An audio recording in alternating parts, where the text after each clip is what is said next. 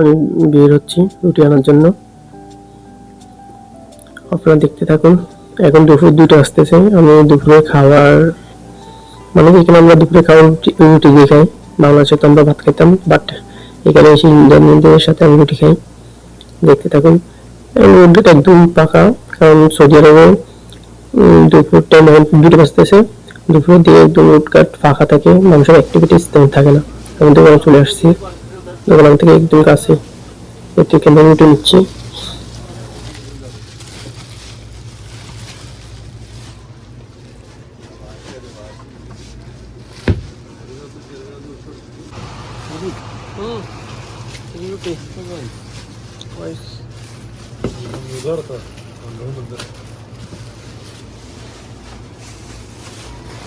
মাছে ভাতে বাঙালি, এখন হয়েছি রুটি আর তরকারিতে বাঙালি।